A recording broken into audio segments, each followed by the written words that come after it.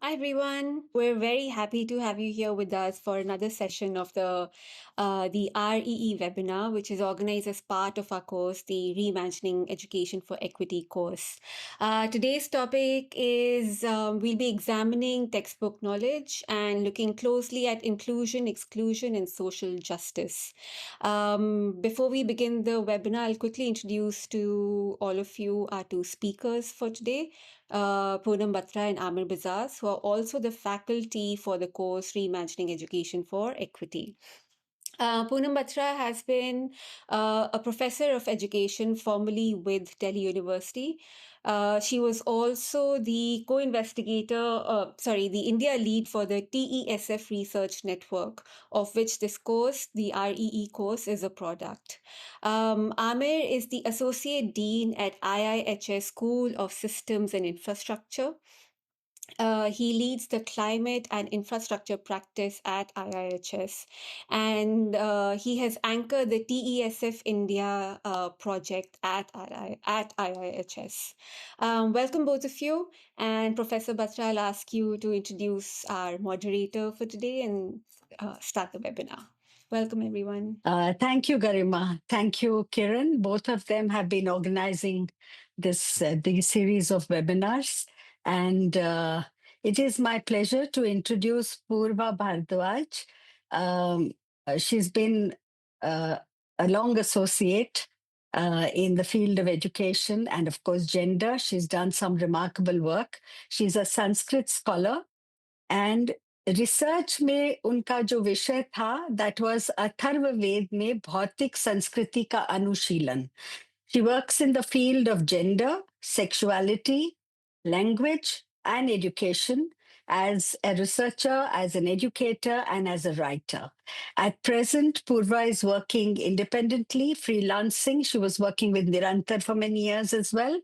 And she has an informal group where they do creative performance, which is her new passion, she says. It's called Ras Chakra. इसके बारे में पूर्वा हमें बाद में भी बता सकती हैं. But thanks very much, पूर्वा. और आज का वेबिनार आप लीड करें और आमिर और मैं हैं यहाँ पे डिस्कशन को आगे ले जाने के लिए. थैंक यू पूर्वा. सबको नमस्कार और शुक्रिया पूनम जी, आमिर, गरिमा और किरण और हमारे सारे दर्शकों, श्रोताओं को नमस्कार. अभी हम लोग अगले 45 मिनट, 1 घंटा थोड़ा टेक्स्ट बुक की दुनिया में झाँकने की कोशिश करेंगे और पिछले 20-22 सालों में जो एक तरीके से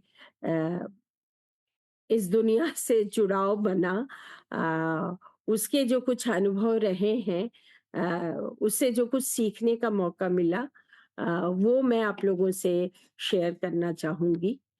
तो जब हम टेक्स्ट बुक की बात करते हैं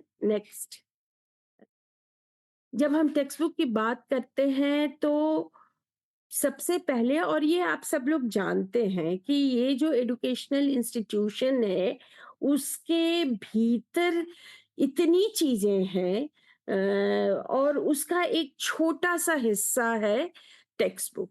लेकिन हिंदुस्तान जैसे देश में जहाँ रिसोर्सेज़ इतने कम हैं, वहाँ आपको टेक्स्ट बुक की अहमियत बहुत बढ़ जाती है. इसलिए टेक्स्ट बुक में क्या जा रहा है, टेक्स्ट बुक किन इश्यूज को शामिल कर रही है, किन इश्यूज को डिलिबरेटली छोड़ा जा रहा है, ये बहुत मायने रखता है. इसलिए जब हम टेक्स्ट बुक के भीतर झांकने की कोशिश करते हैं तो हमें पूरी एजुकेशनल इंस्टीट्यूशन का जो स्ट्रक्चर है उसको थोड़ा समझना होता है, जो शिक्षा की नीतियां हैं उसको समझना होता है. जो भी एजुकेशनल इंस्टीट्यूशन है वो जिस तरह का है, उसका मैनेजमेंट किस तरह का है. यानी हम एजुकेशनल इंस्टीट्यूशन को जब देख रहे हैं तो उसमें सरकारी, गैर सरकारी, आपको कम्युनिटी रन, और जो प्राइवेट आपको, और प्राइवेट में भी फिर अलग अलग तरह के, यानी बहुत ही इलीट किस्म के स्कूल और फिर जैसे गली मोहल्ले में आपको संत टेरेसा या इस तरह के छोटे अंग्रेजी मीडियम जो स्कूल आने लगे हैं, या तरह-तरह के आपको इंस्टीट्यूशन है, उन सब का मैनेजमेंट कैसा है, इन चीज़ों से भी फ़र्क पड़ता है। और इसके साथ ही नॉर्म्स क्या हैं, स्कूल, और यहाँ हम फोकस एजुकेशनल इंस्टीट्यूशन में हम फोकस स्कूल पर करेंगे। हम अभी हायर एजुकेशन और कॉलेज यूनिवर्सिटीज़ की बात को थोड़ा स्थगित रखेंगे। यदि हो सकता है बातचीत में आ जाए तो कुछ उन पे भी चर्चा हो सकती है। तो स्कूलों के भीतर किस तरह के नॉर्म्स हैं, क्या व्यवहार हो रहा है, कल्चर क्या है और रीडिंग मटेरियल्स क्या है। और जब रीडिंग मटेरियल्स में कह रही हूँ तो सिर्फ टेक्स्ट बुक नहीं, बल्कि मैं इसमें प्रार्थना को भी देखती हूँ। किस तरह की प्रार्थनाएं हो रही हैं, या स्कूल के आपको कैंपस में किस तरह के पोस्टर्स हैं या स्लोगन्स लिखे हैं, इन सारी जो भी रिटन ये है या मौखिक भी जो कुछ हो रहा है, उन चीज़ों को भी हमको ध्यान में रखने की ज़रूरत है। क्योंकि यहीं पर मैं ज़िक्र करना चाहूँगी, आप लोगों को शायद याद होगा 2022 में मेरठ के एक स्कूल में एक प्रार्थना पे बहुत हंगामा हुआ था, और वो प्रार्थना थी अल्लामा इकबाल के लब पे आती है दुआ। और उसको किस तरीके से आपको आज के पॉलिटिकल जो पूरा राजनीतिक माहौल है, उसकी रोशनी में ही हमको देखना होगा। और ये बात बहुत ध्यान देने की ज़रूरत है, खास करके हम जब एक्सक्लूजन और इंक्लूजन को समझने की कोशिश कर रहे हैं, और टेक्स्ट बुक के माध्यम से और स्कूल इंस्टीट्यूशन के अंदर जो हो रहा है, तो इस तरह के जो विवाद हो रहे हैं, वो आखिर क्या बताना चाह रहे हैं, और किस तरह से उनकी पहरेदारी हो रही है, और किस तरह की चीजें शामिल हो सकती हैं, और किस तरह की चीजों को एकदम हम बाहर कर दे रहे हैं। और ये अभी के माहौल की बात हम कर रहे हैं, लेकिन ये लंबे समय अभी थोड़ा उसका स्वरूप और ज़्यादा तीखा और आक्रामक हो गया है। लेकिन एक्सक्लूज़न को यदि हम देखें तो ये लंबे समय से चला आ रहा है। जैसे कि मैं थोड़ा अभी उम, याद कर रही थी कि एक चैप्टर या एक कैरेक्टर आप सारे लोगों ने अलग-अलग भाषाओं में और अलग-अलग क्षेत्रों में शायद पढ़ा होगा, एकलव्य के बारे में। और एकलव्य के बारे में जब हम पढ़ते हैं तो किस रूप में पढ़ते हैं? महान, उनकी महानता, गुरु दक्षिणा की महानता और उसकी उदारता कि किस तरीके से आपको एकलव्य ने अपना अंगूठा काट करके द्रोणाचार्य को दे दिया। लेकिन क्या कभी किसी इंस्टीट्यूशन में इसको एक्सक्लूजन की कहानी के रूप में देखा गया? इसको अन्याय और हिंसा की कहानी के रूप में देखा गया? मेरा ये सवाल है। तो हम इंक्लूजन और एक्सक्लूजन को भी बहुत सीमित अर्थ में नहीं कि कौन मौजूद है, कौन मौजूद नहीं है, सिर्फ इस सीमित अर्थ में नहीं देखेंगे।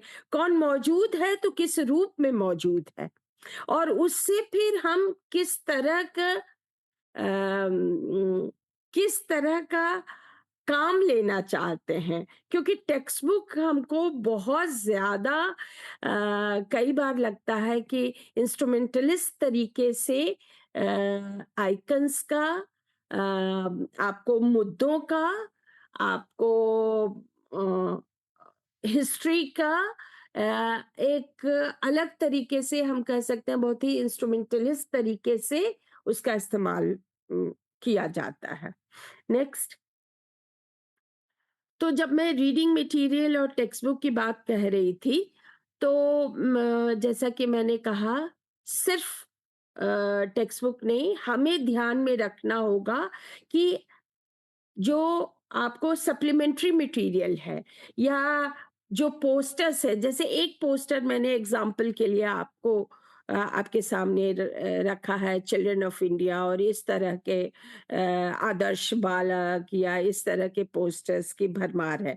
आज की तारीख में इसका एक आधुनिक संस्करण आ गया है, लेकिन ये लंबे समय तक इस तरह की सामग्री हमारे आसपास हमारे मौजूद रही है।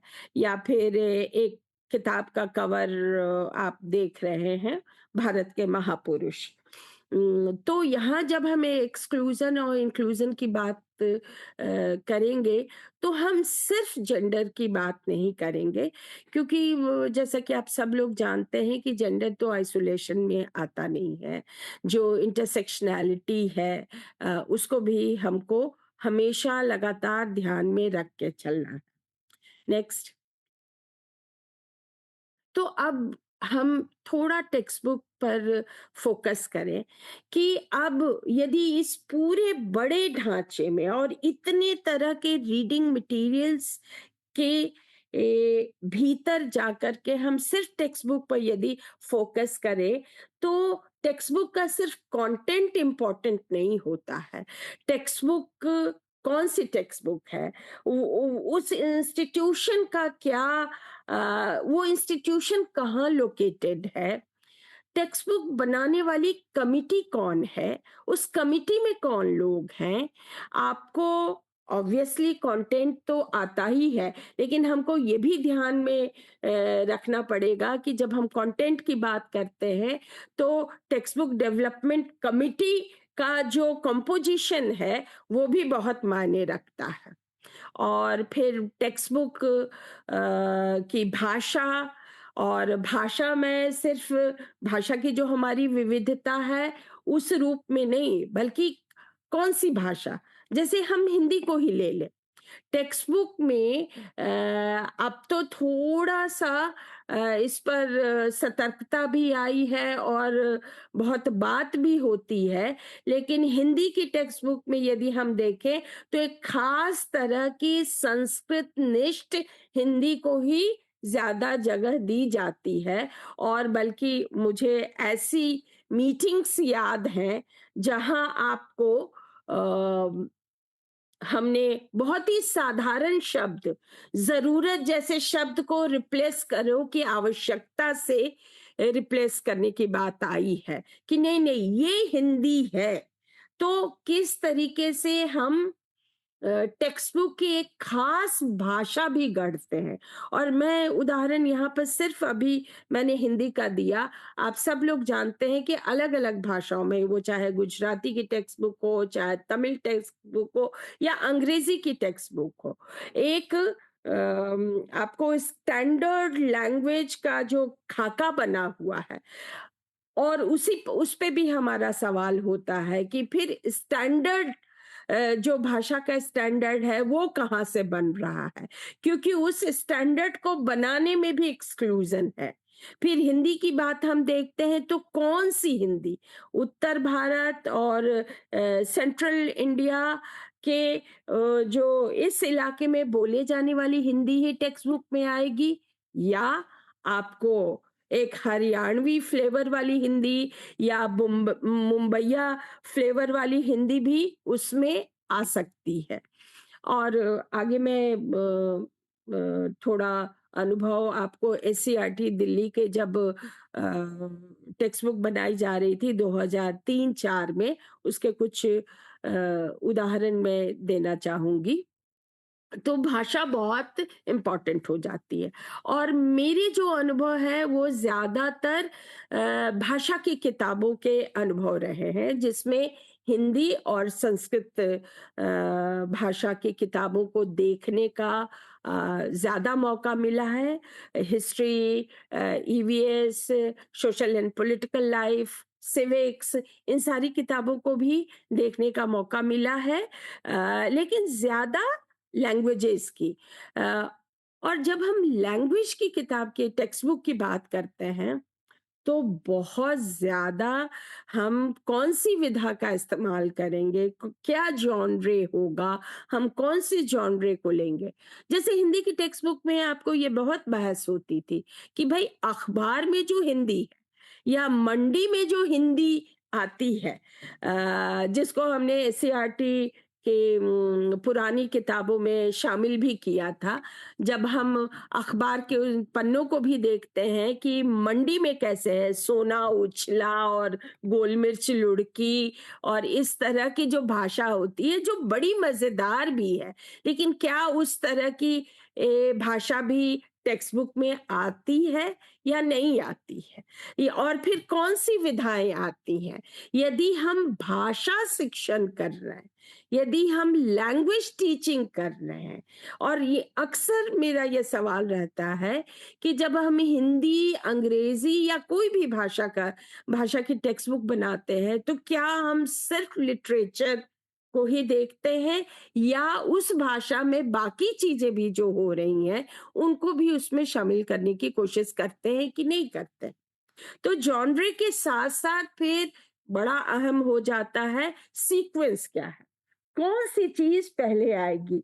और जब निरंतर की ओर से ही हम लोगों ने आज से लगभग 17, 18, 20 साल पहले एक टेक्स्ट बुक स्टडी की थी जिसमें 4 राज्यों गुजरात, पश्चिम बंगाल, उत्तर प्रदेश और तमिलनाडु और राष्ट्रीय स्तर की सोशल साइंस और लैंग्वेज की किताबों का अध्ययन किया था, और ये निरंतर ने फेमिनिस्ट लेंस से इन किताबों को देखा था।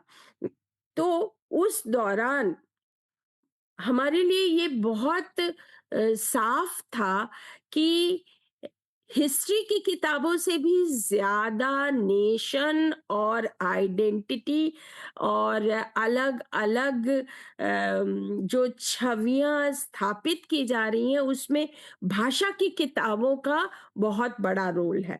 और हिंदी की किताब तो अनिवार्य रूप से आपको राष्ट्रगीत या राष्ट्रभक्ति या देशभक्ति इस तरह की चीज़ों से ही शुरू होती थी। संस्कृत की किताब फिर आपको मंगलाचरण से ही शुरू होती है, क्योंकि फिर जो भाषाओं की हायरार्की है, वो बहुत ज़्यादा टेक्स्ट बुक में हमको नज़र आती है। और एक ही क्लास में अब हालाँकि 2005 एनसीएफ के बाद आपको काफ़ी हद तक प्रयास किया गया था।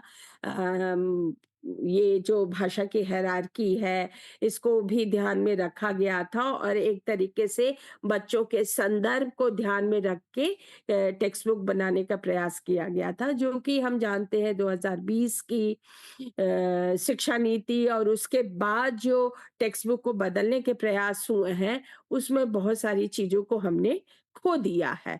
तो मैं सीक्वेंस की बात कर रही थी और आगे चल के मैं एक एग्जाम्पल आपको राजस्थान की हिंदी टेक्स्ट बुक का ज़रूर देना चाहूँगी और उस पर थोड़ा तसल्ली से बात करूँगी।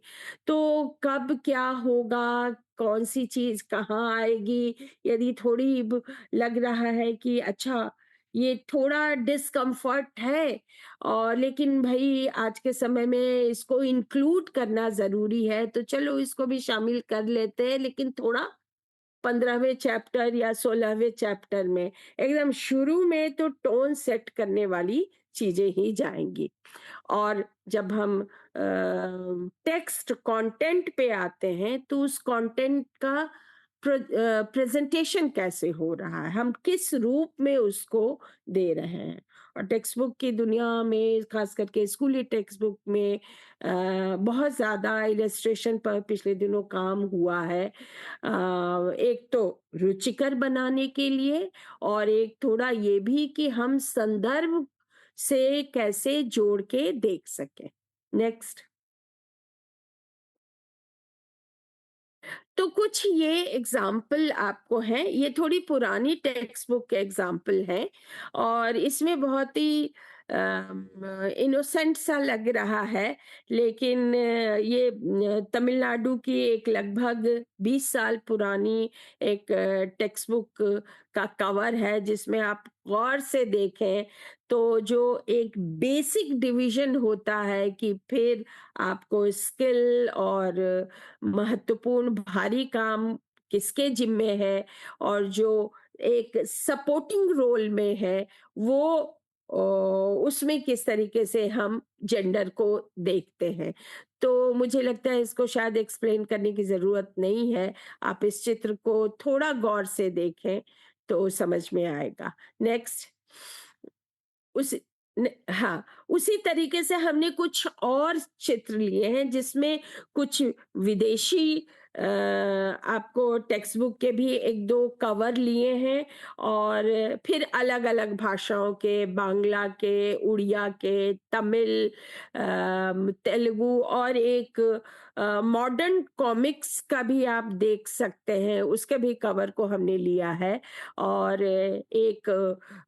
और जब हम शिक्षा की बात करते हैं तो आज की तारीख में शिक्षा का जो महत्व है, जो मूल उद्देश्य है क्रिटिकल थिंकिंग, उससे वो तो शायद कहीं किनारे पड़ गया है, क्योंकि हम चाहते हैं कि बच्चे सवाल ना करें, बल्कि जो कहा जा रहा है, जो टेक्स्ट बुक में कहा जा रहा है, जो स्कूल में बताया जा रहा है, उसको आँख मूंद करके डिट्टो करते चलें, और उसको सीधे-सीधे एम्प्लॉयमेंट से जोड़ करके ही देखा जा रहा है।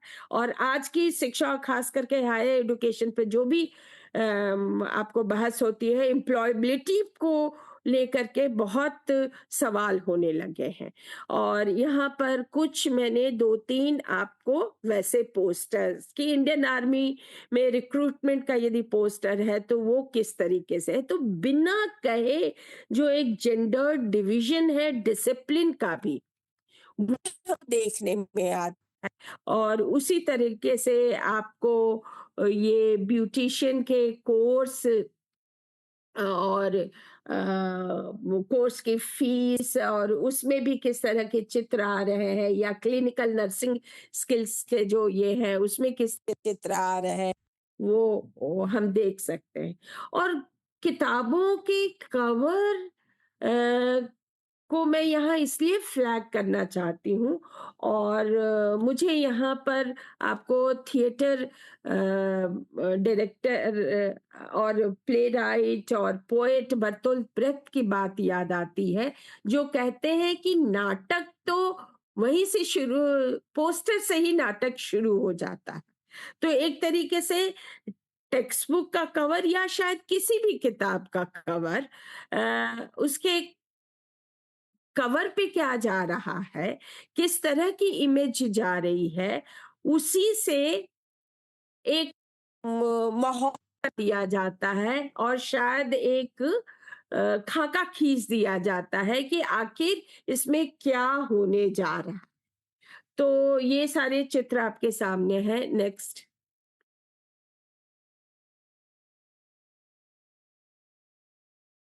अब कवर के साथ-साथ मैं कुछ चित्र आपको, और ये इंटरेस्टिंग है कि ये 3 चित्र अभी जो आपके सामने दिख रहा है, ये संस्कृत के टेक्स्ट बुक का है। हालाँकि ये पुरानी टेक्स्ट बुक का है, और अब चित्र कई जगह बदले भी हैं, लेकिन अ बहुत जो बदलाव भी आया है, वो किस तरह का बदलाव आया है, उसके भी कुछ एग्जाम्पल हम आपको थोड़ा कंपेयर करके देखने की कोशिश करेंगे।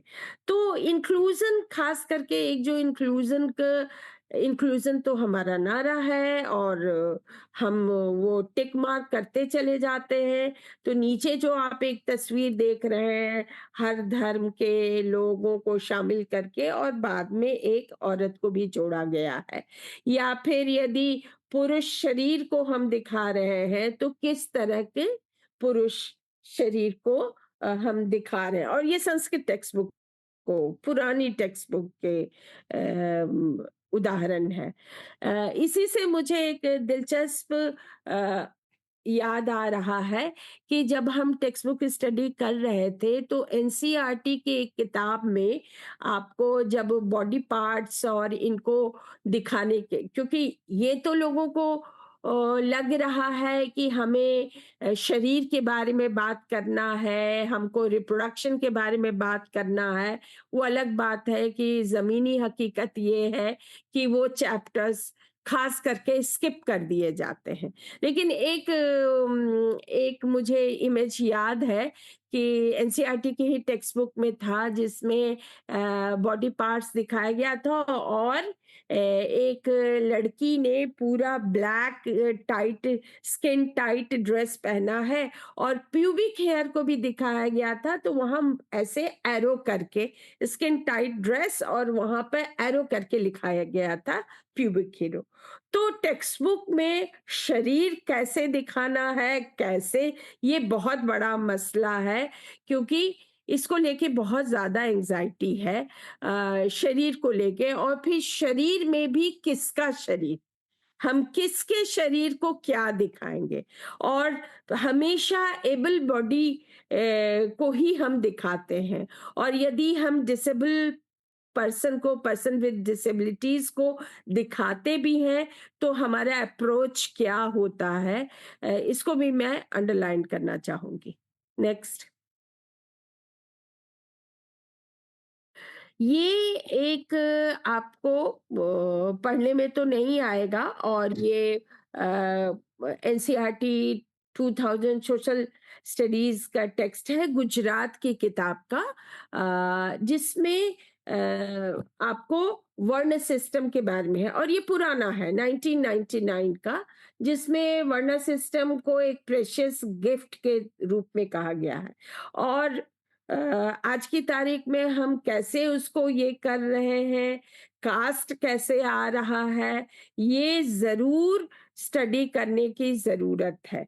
एक पुराना आपको एनसीईआरटी 2000 का एक चैप्टर है संस्कृत का ही, जिसमें जिसका शीर्षक ही था औदार्यम ही महात्मा नाम, मतलब महात्माओं की उदारता। इसमें कहानी है कि एक हरिजन बालक है आनंद, और उसको आपको एक साधु, वो मंदिर में प्रवेश करने से हिचक रहा है, और वो साधु उसको कहता है कि नहीं नहीं तुम मंदिर में आओ, और उसको लेकर के अंदर आता है, और उसके बाद फिर वो सारे लोग उस साधु के पास जाके कृतज्ञता, अपना ग्रेटिट्यूड जाहिर करते हैं कि आपकी उदारता है जो आपने इस हरिजन बालक को मंदिर में प्रवेश किया।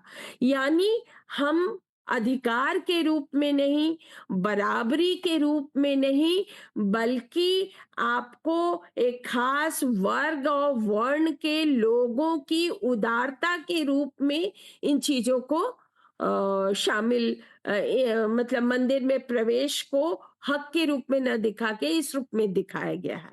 और अब अ, अभी की टेक्स्ट बुक को भी हम देखें तो इतनी क्रूडिटी तो नहीं मिलेगी, लेकिन आपको एकदम स्पष्ट रूप से एक्सक्लूजन हमको दिखाई पड़ता है। नेक्स्ट। जब मैं इधर फिर अपने टेक्स्ट बुक के अनुभव को पलट के देख रही थी, तो मैंने थोड़ा ये भी को देखने की कोशिश की कि आज से 20 साल पहले, 10 साल पहले जिन टेक्स्ट बुक को हमने एनालाइज किया, उनको देखा, अभी क्या वो चल रही है कि नहीं चल रही है।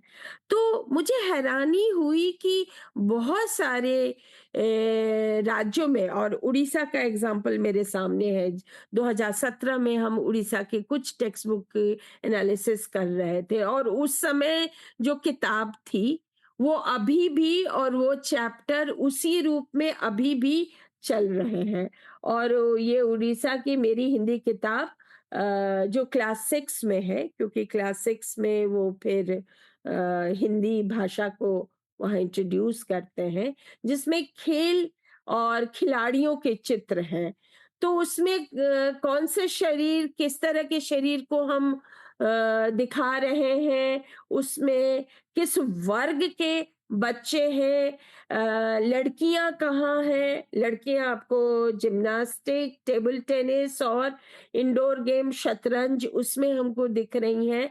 और ये किस तरीके से जो डिवीजन है, जो जेंडर डिवीजन सिर्फ डिसिप्लिन का नहीं, हमारे स्कूलों के अंदर जो गेम्स, स्पोर्ट्स है, जो कल्चरल एक्टिविटीज है, इन सब का जो डिवीजन है, वो हमारे टेक्स्ट बुक उनको रेनफोर्स करते हुए चलती है। और उनकी झलक हमको रिटन टेक्स्ट में भी और आपको विजुअल्स में भी दिखती है। उसके बगल में हमने आपको 2012 में अ, रुनझुन ये एक किताब बनाई थी तीसरी क्लास की हिंदी की, उसका मैं कवर लेके आई हूँ, जिसमें हम लोगों ने मतलब इंक्लूजन को हम कैसे देखते हैं, जिसमें अक्सर हम यदि डिसेबल पर्सन विद डिसेबिलिटीज को देखते हैं, तो हमेशा हम बात भले करें एम्पैथी की, और बात बात भले करें उनके हक की और इसके, लेकिन हमेशा जो भाव या लिखने का जो तरीका होता, और इसीलिए तारे जमीन जैसी फिल्मों पे भी सवाल है कि आखिर जो सक्सेस वाला मॉडल है, क्या होता यदि ईशान की पेंटिंग फर्स्ट नहीं होती, तो क्या होता अपराजिता एक चैप्टर एनसीईआरटी में था, उसका एक सक्सेसफुल और हैप्पी एंडिंग नहीं होती, तो हमेशा सक्सेस के मॉडल पे ये करके एक चैप्टर हम डालने की कोशिश करते हैं, लेकिन यहाँ हमने कवर में ही और मोबिलिटी के साथ एक खेलती हुई लड़की को हम लोगों ने दिखाने की कोशिश की थी। नेक्स्ट।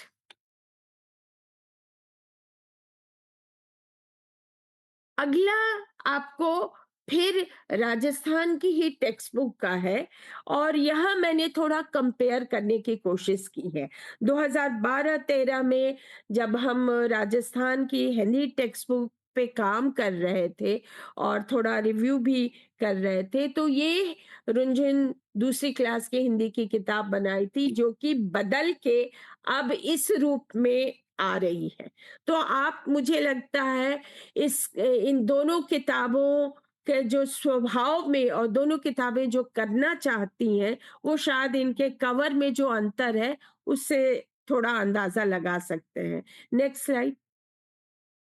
उसी किताब का रुंझुन 2 का ही हमने आपको जो विषय सूची होती है, जो कि बहुत बोरिंग होती है आमतौर पर, उसको बहुत ही दिलचस्प तरीके से कुछ इमेज के साथ, कि ताकि जब हम विषय सूची बच्चों के सामने आए, पहला पन्ना पलटे, तो आखिर उस चैप्टर में क्या है उसकी थोड़ी सी एक झलक देके एक दिलचस्पी जगाने की हमने कोशिश की थी। और जब 2016 में सरकार बदली और किताबें बदल गई, तो फिर आप देख सकते हैं कि अनुक्रमणिका किस तरीके से आ रही है। और हम देख सकते हैं, मुझे लगता है जब हम इंक्लूजन एक्सक्लूजन की बात करते हैं, तो पेडागोजी के सवाल को भी हमको लगातार अंडरलाइन करते हुए चलना है, कि हम बच्चों के साथ किस तरीके से बात करना चाहते हैं, उनके साथ कैसा रिश्ता बनाना चाहते हैं, और हम क्या चाहते हैं कि टेक्स्ट बुक क्लासरूम में, जो क्लासरूम का जो डायनेमिक्स है, उसमें एक टेक्स्ट बुक के साथ शिक्षक शिक्षिका जो भी है वो क्या करें, किस तरीके से उसको ट्रांजैक्ट किया जाए। तो नेक्स्ट इसी से जुड़ा हुआ है। नेक्स्ट उसी रुंझुन दूसरी किताब का ही आपको हमने पहला चैप्टर लिया, और आपको याद होगा मैंने शुरू में कहा था कि हिंदी की किताब बिना आपको देशभक्ति या फिर ईश भक्ति बिना इसके नहीं शुरू होगी, क्योंकि जब हम एक ही क्लास की 3 किताबों को देखते हैं, तो यदि अंग्रेज़ी की किताब है तो उसमें साइंस फ़िक्शन भी आ जाएगा, और आपको उसमें आपको बहुत ही मैं इन्वर्टेड कॉमा में कहूँगा मॉडर्न टॉपिक्स आ जाएँगे। वहीं आप संस्कृत की किताबों को देखेंगे तो वो तो लगेगा कि वेद रामायण के युग में चली गई, और हितोपदेश और आपको पंचतंत्र और कुछ नए पाठ के अलावा सुभाषित से भरे हुए आपको चैप्टर्स मिलेंगे। और वहीं हिंदी की किताब भी, तो संस्कृत की किताब का काम क्या हो जाता है, एक तरीके से धार्मिकता और नैतिकता और संस्कृति से परिचित कराना, यानी भाषा शिक्षण उसका उद्देश्य ही नहीं रह जाता।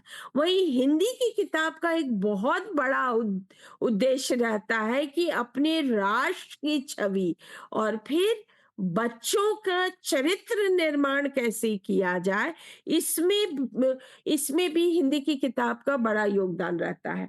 तो जैसे ये हमने एक सर्वेश्वर दयाल सक्सेना की एक बड़ी प्रसिद्ध कविता है, आओ एक बनाए चक्कर, जिसमें कि गोले में चक्कर है और बहुत ही दिलचस्प कविता है। उसको हटा करके आज की तारीख में ये जो किताब 2016 में दोबारा इसको बदल दिया गया और दोबारा बनाई गई और अभी भी ये चल रही है, वो आप देख सकते हैं, हमारी चाह ईश्वर की वंदना। ईश्वर की वंदना इश्यू नहीं है, आप वो कहीं भी दे सकते हैं, आप ये करें, लेकिन दरअसल किताब हम करना क्या चाहते हैं। और मैं यहाँ आपको दिलचस्प एक अपना अनुभव बताना चाहूँगी कि जब संस्कृत की टेक्स्ट बुक एनसीईआरटी में बनाई जा रही थी और मैं उसका हिस्सा थी, तो जब टेक्स्ट बुक कमिटी की मीटिंग शुरू होती थी, तो आपको मंगलाचरण से होती थी, या फिर कुछ लोग चप्पल खोल करके फिर अ, वंदना जैसा करते थे, और कहा जाता था कि ये तो हमारा कल्चर है। तो मेरा यही सवाल होता था कि हम भाषा शिक्षण के लिहाज से, तो फिर जो सीधे धर्म से भाषा को जोड़ करके और फिर उसी की तरह से टेक्स्ट बुक बनाई जा रही है, इस ख़्याल को हम कैसे देख रहे हैं? और तो फिर क्या बाकी भाषाओं की जो किताबें बन रही हैं, उसमें किस तरह की प्रक्रियाएँ होंगी? नेक्स्ट। ये एक और दिलचस्प एग्जाम्पल आपको छत्तीसगढ़ की टेक्स्ट बुक का है और फिर संस्कृत की ही किताब का है।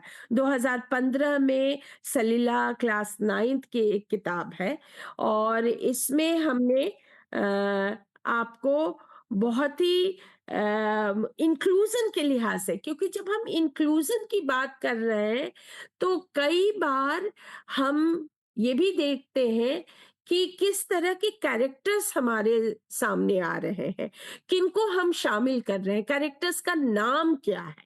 तो मुझे याद है संस्कृत टेक्स्ट बुक के अपने अनुभव से मैं बताना चाहूंगी कि जब हमने छत्तीसगढ़ में आपको वहाँ जो पहला ही चैप्टर था संभाषण, उसमें हमने विद्यावती, पीला राम और फ्लोरा जैसे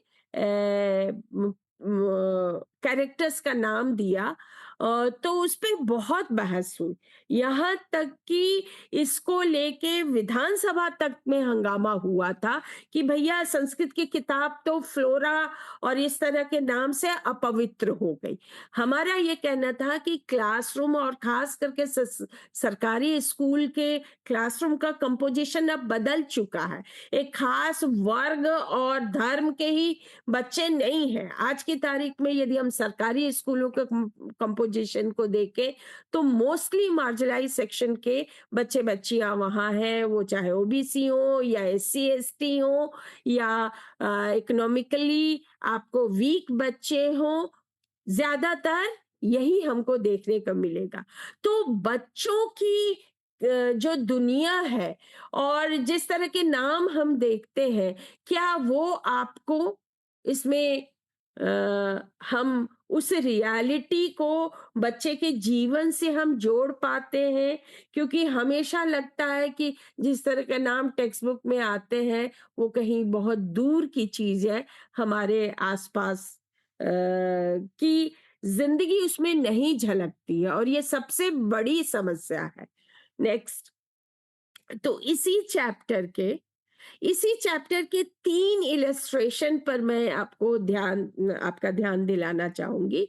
तो हम जब टेक्स्ट बुक बना रहे थे, तो हम ये कह रहे थे कि जो छत्तीसगढ़ की अपनी लोक शैली है, थोड़ा उसकी भी झलक हम लेकर के आएँ और इलस्ट्रेशन में उसको लेके आएँ। तो ऊपर आप देखिएगा जो पहला इलस्ट्रेशन है वो उस डिज़ाइन में हमने बनाया, लेकिन ये बॉर्डर और ये लग रहा था बहुत ज़्यादा, और जगह भी बहुत कम है। तो हमने जो नीचे वाला इलस्ट्रेशन है, और आप उसको गौर से देखिएगा, तो जो बच्चों की आँखें हैं या शिक्षक के जो बॉडी लैंग्वेज है, उसको आप देख सकते हैं। दिलचस्प ये है कि 2015 में इस किताब को बदला गया 2022 में।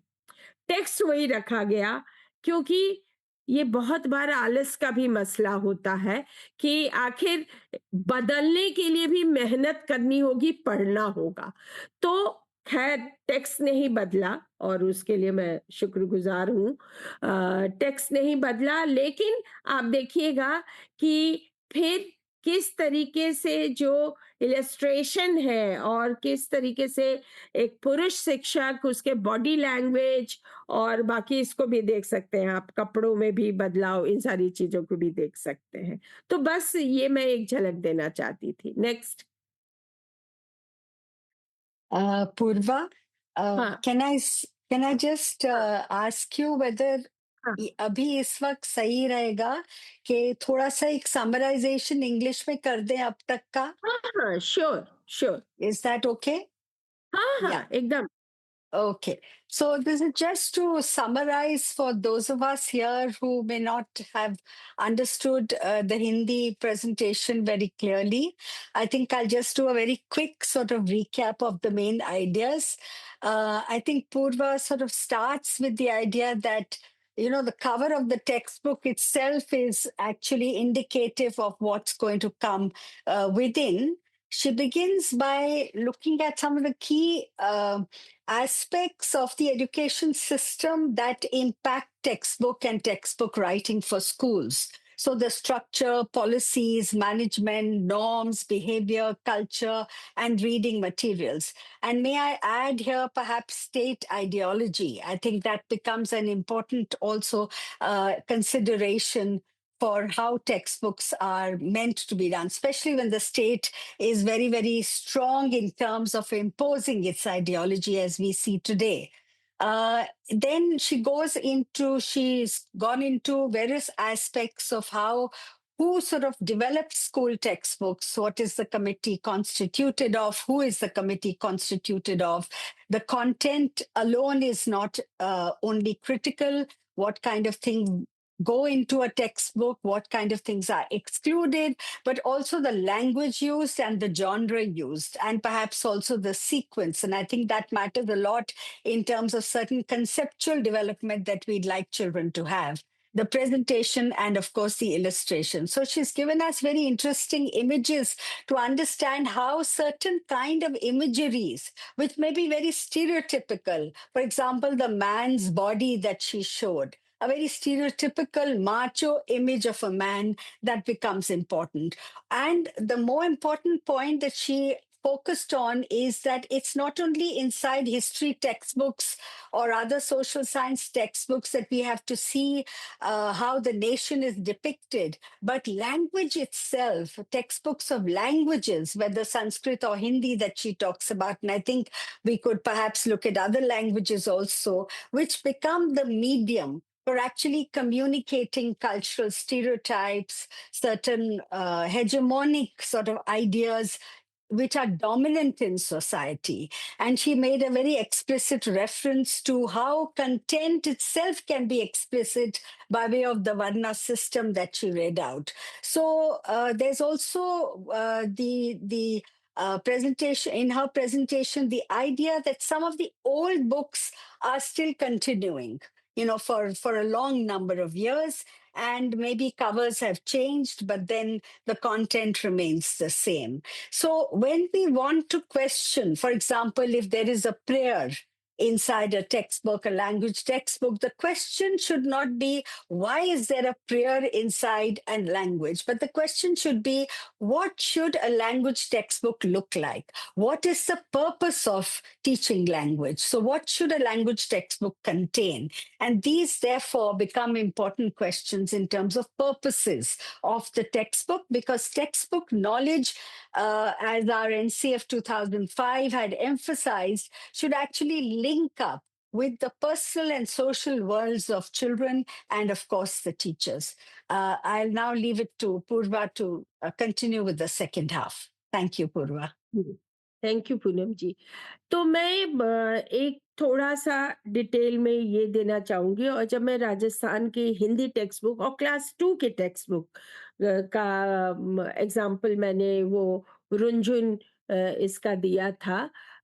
उसी में आखिर और लैंग्वेजेज़ की जब हम बात करें तो आखिर भाषा सेक्शन की जो किताबें हैं वो आखिर करती क्या है?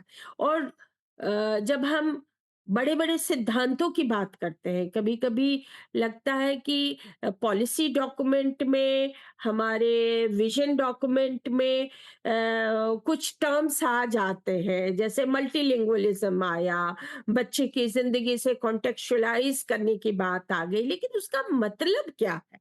आखिर हम उसको तोड़ करके जब हम टेक्स्ट बुक के चैप्टर में, और जब हम टेक्स्ट बुक कह रहे हैं तो ये तो हमारे सामने स्पष्ट है कि एक है करिकुलम जो कि फ्रेमवर्क है, खाका है, उसके बाद एज उम्र के हिसाब से जब हम उसको तोड़ते हैं कि कैसे वो प्रोग्रेशन होगा तो वो सिलेबस है, और उसके बाद आता है कि वो टेक्स्ट बुक है। और उस टेक्स्ट बुक में फिर हम एज अप्रोप्रिएट ये भी तय करते हैं कि अच्छा, हम दूसरी क्लास के बच्चों को हम इतना सिखाएंगे, उसके बाद हम बिल्डिंग ब्लॉक्स के तरह हम तीसरी में ये करेंगे, चौथी में ये करेंगे। लेकिन ऐसा नहीं है कि जो बड़े सिद्धांत हमको लगते हो, बड़े भारी भरकम सिद्धांत, जैसे बच्चे की जिंदगी से जोड़ करके देखने की बात है। क्योंकि दिक्कत ये है ना, एक्सक्लूजन सिर्फ इससे नहीं होता है कि हमने ईसाई को छोड़ दिया, ट्राइबल को छोड़ दिया, डिसेबल पर्सन को छोड़ दिया। सिर्फ ये, क्योंकि गिनती इतनी है, मल्टीपल आइडेंटिटीज है, कोई ना कोई तो छूटेगा। और कभी कभी मुझे ये भी लगता है कि जब हम इंक्लूजन की बात करते हैं तो पहला क्रिटिक होता है कि बड़ा टोकनिस्टिक है, लेकिन शायद टोकनिज्म इंक्लूजन की पहली सीढ़ी है। हम कहीं से तो शुरू करेंगे, और उसके बाद अ, मामला ये है कि हम करना क्या चाहते हैं। हम सब कुछ एक किताब में नहीं कर सकते, वो किसी भी क्लास की किताब में हो, लेकिन हमारी मंशा क्या है। जैसे कि क्लास 2 की ही हिंदी की किताब में हम लोगों ने राजस्थान में आपको कुछ चैप्टर्स पढ़ने के लिए, सिर्फ पढ़ने के लिए थे, यानी वो अभ्यास कार्य इसके लिए नहीं है, सिर्फ मजे के लिए है। वो चाहे पहेलियां हैं, या राजस्थान के यदि हम कलाओं को देखें, मांडना जो है, मांडना तरह तरह के जो मांडना है, या जो वहाँ के बाजा म्यूजिकल इंस्ट्रूमेंट्स हैं, उनका क्या नाम है, उनके चित्रों के साथ हम लोगों ने ये किया। और इस तरीके से जो राजस्थान की संस्कृति और राजस्थानी बच्चों की जो जिंदगी है, उसकी एक झलक को लाने की कोशिश की।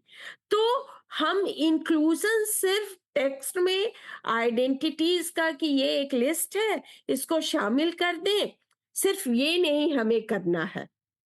हमें ये देखना है कि हम कैसे उसको कर रहे हैं।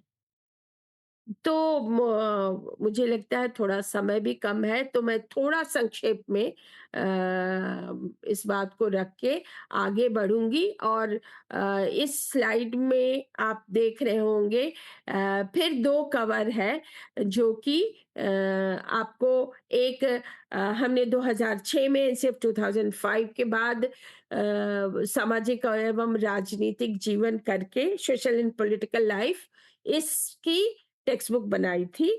और उसमें भाषा को लेकर के मेरी हिस्सेदारी रही, तो इस टेक्स्ट बुक बनने की पूरी प्रक्रिया से मैं वाकिफ हूँ। तो एक तरीके से जब हम कहते हैं विविधता, डाइवर्सिटी, तो डाइवर्सिटी का मतलब क्या है और ये डाइवर्सिटी हमारी जिंदगी में क्या इसका रोल है, और फिर डाइवर्सिटी और इनइक्वालिटी में क्या डिफरेंस है, और हमारे आसपास किस तरह की डाइवर्सिटी है। सिर्फ ये नहीं कि इतने धर्म है, इतना खाना है, इतना त्योहार है, ये नहीं। क्लासरूम में जो बच्चे हैं उनमें किस तरह की डाइवर्सिटी है, क्या इसको हम शामिल करते हैं कि नहीं करते। और जब हम सोशल एंड पॉलिटिकल लाइफ को देखते हैं, और ये बड़ा शिफ्ट था, और ये आपको डिसिप्लिन का कंस्ट्रक्शन, आपको एक कॉलोनियल इसमें सिविक्स, इस डिसिप्लिन का जो कंस्ट्रक्शन किया गया, जो कि खास करके आपको एक खास चश्मे से एक नागरिक बनाने की बात करता है, और नागरिक के कर्तव्य कि अच्छा सड़क को साफ रखो और ये कैसे करो, इस पे फोकस करता है। उसको पूरी तरह से उस पर सवाल उठाते हुए एक तरीके से इसको सामाजिक और राजनीतिक जीवन में झांकने की पहल के रूप में इस किताब को विजुलाइज किया गया। सिर्फ ये नहीं, इसके आगे के क्लास में, ये क्लास 6 की थी। और एक तरीके से जब हम सिविक्स की टेक्स्ट बुक को देखते हैं, तो अक्सर जो इंस्टीट्यूशंस वगैरह होते हैं वो बड़े एब्स्ट्रैक्ट से और बड़े दूर के हमको नजर आते हैं। लेकिन हमने कोशिश की कि बहुत, एक तो बहुत ही आइडियलाइज्ड इमेज नहीं ले, इंस्टीट्यूशन के अंदर के प्रोसेसेस को देखें और उसमें हम लोकेट करें। जैसे ग्राम सभा की बात की हमने, तो ग्राम सभा कैसे ये करती है, काम करती है, उसका एक किस्सा हम लोगों ने दिया। और फिर हमने बहुत ही दिलचस्प तरीके से जो तरह-तरह के मटेरियल थे, हमने केस स्टडी का इस्तेमाल किया, कार्टून का इस्तेमाल किया, लैंड डॉक्यूमेंट जो खसरा होता है, उसका इस्तेमाल किया। तो जब हम डाइवर्सिटी की बात करते हैं और इंक्लूजन के कॉन्टेक्स्ट में, अंत में मैं इसको थोड़ा दोहराऊंगी कि अंततः आखिर हमारी किताबें क्या करें जो हम इंक्लूजन कर पाए और कम से कम उस राह पे चल पाए। तो मुझे लगता है कि शायद एक ही जवाब है, डाइवर्सिटी। जितनी तरह की डाइवर्सिटी हो सकती है, वो टेक्स्ट बुक कमिटी में डाइवर्सिटी, आपको जो विधाएं हैं उसकी डाइवर्सिटी, जो आपको जो इश्यूज हैं उनकी डाइवर्सिटी, जो कैरेक्टर्स हैं उनकी डाइवर्सिटी, हम जितना लाने की कोशिश कर सकते हैं। क्योंकि इंक्लूजन, मार्जिनलाइजेशन जिस तरीके से एक प्रोसेस है, कोई वन टाइम नहीं है, वैसे ही इंक्लूजन भी वन टाइम नहीं है, वो एक प्रोसेस है। और लगातार इस पे हमको काम करना होगा। इसलिए हम कहते हैं कि कोई द टेक्स्ट बुक नहीं होगी, ये हमेशा आपको एक विकास करती हुई, इवॉल्व होती हुई ही टेक्स्ट बुक होगी। ये फिर आपको कुछ एग्जाम्पल हैं, ये पुरानी संस्कृत के टेक्स्ट बुक का जो हमने 2006 में बनाई, और आज आप नाम भी देख सकते हैं, रुचिरा हमने नाम रखा था। और अभी अभी की जो टेक्स्ट बुक है 2024 और 25 में ये चल रही है, वो दीपकम नाम से है, और उसके कवर से भी आप अंदाजा लगा सकते हैं। और यहाँ पर बस संक्षेप में मैं थोड़ा आपको ये किस्सा बताना चाहूँगी। क्लास 7th में हम लोगों ने पंडिता रमाबाई पे चैप्टर दिया था और आज वो बदल के पन्नाधाई पे चैप्टर है। हालाँकि जब पंडिता रमाबाई पे चैप्टर दिया था तो तर्क हमने वही दिया था कि भई संस्कृत की विदुषी थी, कम से कम इनको संस्कृत टेक्स्ट बुक में तो जगह मिले। और बड़ी मशक्कत के बाद एक बार कमिटी डिसॉल्व करनी पड़ी थी और वो चैप्टर आ पाया था और उसमें भी पंडिता रमाबाई जो कि महाराष्ट्र की थी और बाद में ईसाई बन गई थी, इसमें बहुत बावेला हुआ था कमिटी में, क्योंकि उन्होंने कहा कि धर्मांतरण कन्वर्जन तो पॉलिटिकल इशू है और ये हम बच्चों को संस्कृत की किताब में नहीं दे सकते। हमारा सवाल था कि भाई सम्राट अशोक ने बौद्ध धर्म की दीक्षा ली, ये तो हर टेक्स्ट बुक में आपको मिलता है। तो क्या हम बौद्ध धर्म को सिर्फ एक हिंदू धर्म के एक्सटेंशन के रूप में देख रहे हैं, इसलिए वहां धर्मांतरण कन्वर्जन आपको इशू नहीं है? लेकिन पंडिता रमाबाई एक जो कि स्वतंत्र दिमाग की औरत जो अपना निर्णय ले रही है, अपनी ज़िंदगी के बारे में निर्णय ले रही है, आप उसके बारे में सिर्फ़ इतना लिख पाए और कॉम्प्रोमाइज़ हम लोगों ने किया और वो लाइन रखी गई कि वो ईसाई धर्म से प्रभावित हुई।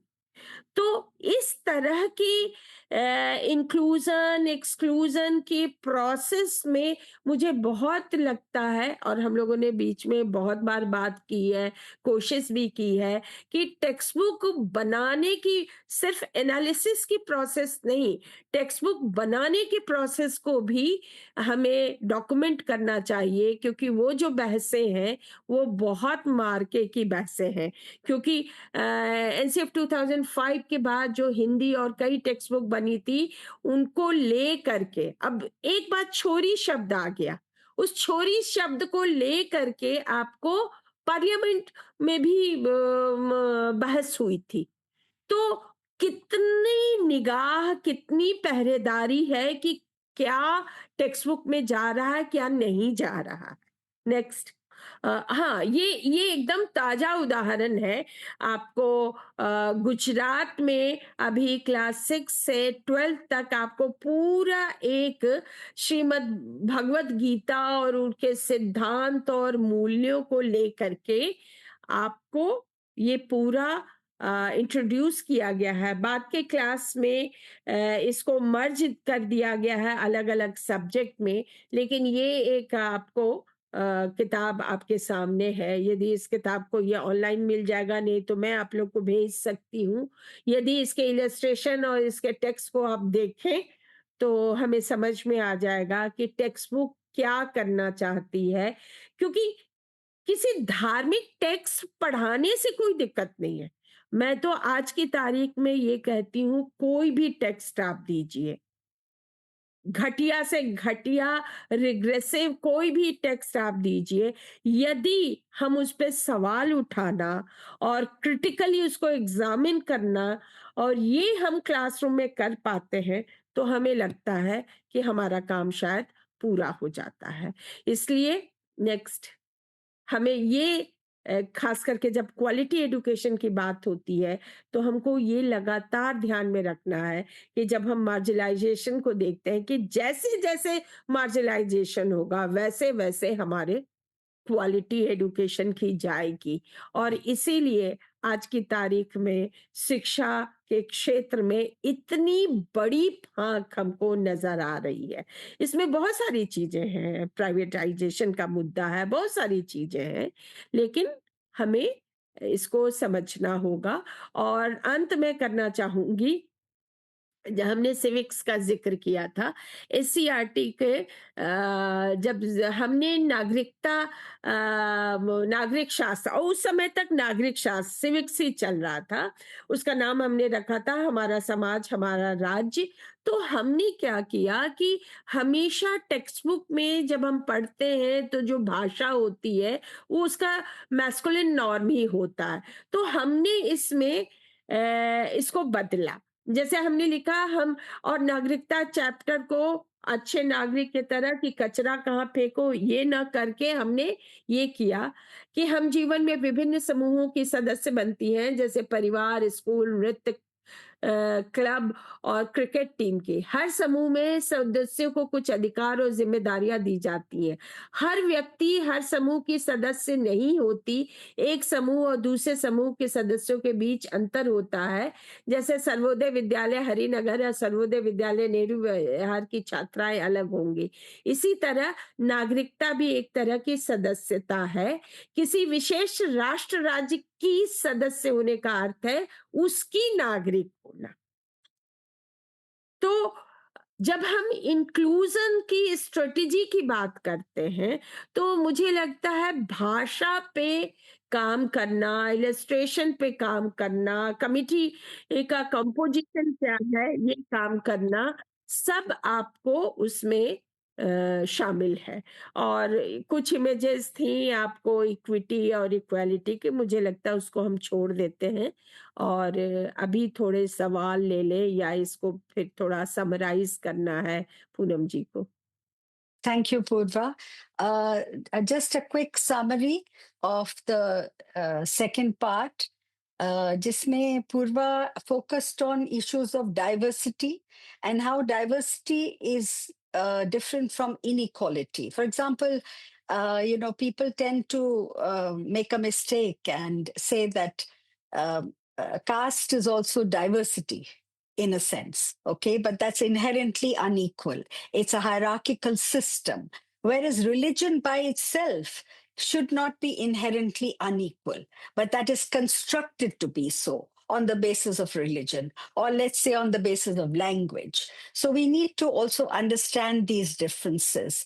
Plus, of course, in giving us a good idea, a little bit of a glimpse into how textbooks can be written to address issues of inequality, issues of inclusion, exclusion, etc., it's important that the textbook uses different medias, for example, poems also, not just prose, but different kinds of writings, different kinds of, let's say, cartoons, or even local materials, which many of the textbooks post NCF 2005 tried to do. And of course, Purva has shown us the examples where they've put together text materials. Let's say she's talking of social and political life as one of the texts, where one of the basic epistemic shifts was really about civics teaching, how civics was completely redefined in the NCF 2005, and political science was brought center stage. And the idea of a critical citizen became the core of the social and political life textbooks. And I must flag here that it borrowed a lot from the social science textbooks of Eklavya, especially the civics textbooks that Eklavya had developed. But she also shows that in 2025, there's a complete change of that book. So it's no longer recognizable as social and political life, but what it's become is bringing back to normative ideas of civics, for example, where there is a focus on duties rather than on the rights of people.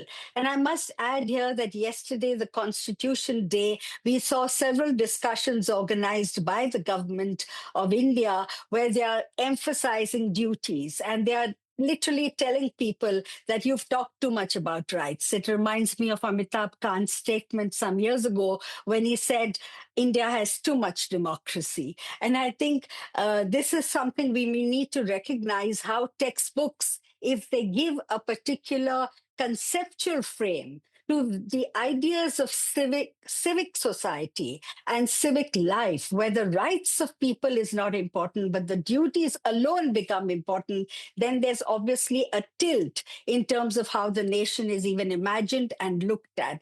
And she gave us a very interesting insight into how they developed, looking at Pandita Ramabai's character, her contributions, one of the first feminist scholars of India, we can say, but how that has been completely replaced by Pannadai, because that is non-controversial. It doesn't look at anything from a gender viewpoint, etc. And some of the recent textbooks of Gujarat, for example, she talks about how the Gita has become a focus. And I think Purva did make a statement that even when a textbook is written badly, Ghatia se Ghatia, she said, even then, it's possible to critically look at it and the teacher can turn around that textbook. But my only concern, Purva, is that we need teachers who can do that kind of critical thinking and analysis. And that's where we really fall short, because our teachers are also tamed into actually taking and towing the line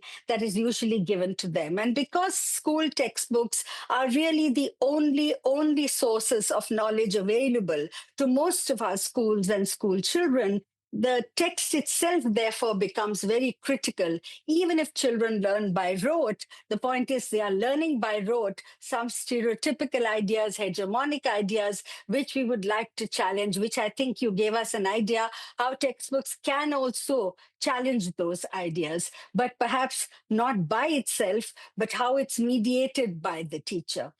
So thanks very much, Purva. I'm sure there are lots of questions that people will have at the moment, but there are also some questions that came at the time when we had asked people when they were registering. So Garima, how would you like to take this? Do we address those first, or shall we just open the floor first? Because there are lots of people who would like to Yeah. ask questions. Right, so I think we can open up the floor first. If there's anybody here who would like to ask a question live, we welcome you to do that. Just raise your hand. And Kiran can, yes, we have somebody, so Kiran can just, Yeah. Hello. Hello, ma'am. hi Garima, we can hear you. Please ask. Yeah, okay, thank you. So, when we talk about the textbook and the confusion about the gender and the culture, so I also sometimes do think it is also about the context where the book belongs and depends upon the parents and how they are translating it. So, I want to know if we have some textbook and I can see the children's is not getting it well. So, what can I do? Because I can't change the book just right at that moment. So, what can I do?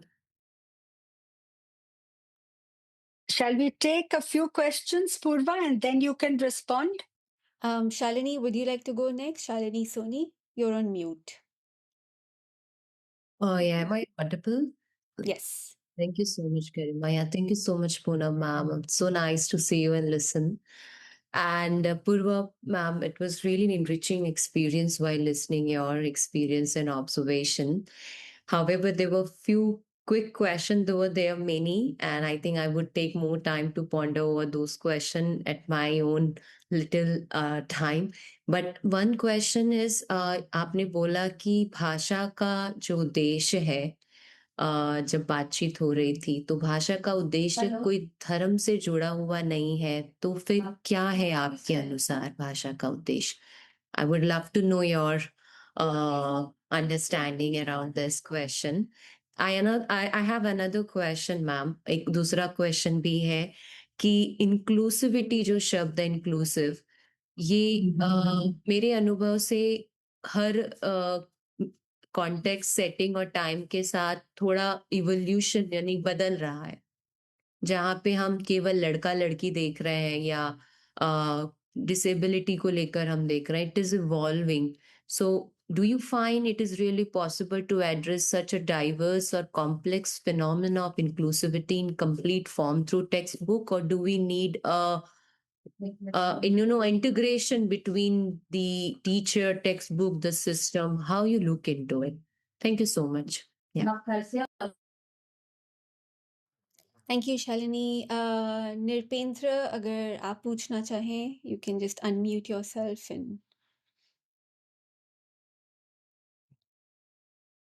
Hello ma'am Poonam ma'am नमस्ते Purva ma'am को भी नमस्ते जी ma'am मैं एक सरकारी school में पढ़ाता हूँ और ये स्कूल पूरी तरह से आदिवासी बच्चों का स्कूल है और मैं उसमें हिंदी शिक्षक ही हूँ और मेरा सवाल ये है कि जैसे जब हम मैं थोड़े से मतलब एक बहुत नैरो कॉन्टेक्स्ट में पूछ रहा हूँ focusing on these special schools which जहाँ पे सारे बच्चे केवल आदिवासी बच्चे हैं और मतलब कुछ भी नहीं है उस किताब में आदिवासी जैसे इट्स कंप्लीटली एलिनेटेड मतलब मुझे ही इतना एलिनेशन उससे फील होता है being a non tribal teacher और having some sort of understanding while going through the focus paper on that SC ST students and other things. So in these contexts, मेरा question सीधा-सीधा नहीं है, मतलब मेरे को ये डायलेमा कि इस टीचर को क्या करना चाहिए? हिंदी टीचर को, मतलब how should I take my language classes? और मतलब वो तो पूरा ही मेरे लिए किसी मतलब का नहीं है किताब, इन अ सेंस, अगर बहुत ही मैं रिजिड होके बोलूं। But yeah there are lot of things, there are possible ways which I can go through the use. तो जी मैम, इस पे अगर कुछ आप बता सकें। I think it will be good if Purva can respond to these 4 questions. जी, शुक्रिया। जो पहला सवाल था कि पेरेंट्स क्या करें, तो मुझे लगता है कि इसका कोई एक जवाब तो नहीं हो सकता, क्योंकि ये स्ट्रक्चरल इशू है और ये इतना गहरा सवाल है। ये हम सब लोगों को एक लगातार चलने वाले मसला है और अलग-अलग स्तर पे हमको इसमें काम करना होगा। और जो अंतिम सवाल है उसको भी मैं इसके साथ जोड़ के लूँगी, वो चाहे क्लासरूम में आदिवासी बच्चे जहाँ पे हैं वो हो, चाहे हम पेरेंट्स हो, हम क्या करें? जो नहीं है, जो एब्सेंस है उसके इसमें हम क्या करें? तो मैंने शायद वो कहने की कोशिश की थी कि जितने तरह के मटेरियल हो सकते हैं, रिसोर्सेज हो सकते हैं, मतलब हमारा दुर्भाग्य ये है कि हिंदुस्तान जैसे देश में सिर्फ एक टेक्स्ट बुक पे ही हम निर्भर रहते हैं। लेकिन हम क्लासरूम में जहाँ रिसोर्सेज नहीं है, वो एक टेक्स्ट बुक भी यदि सरकार से छप के टाइम पे नहीं आई, वो भी नहीं मिली, तो हम क्या करें?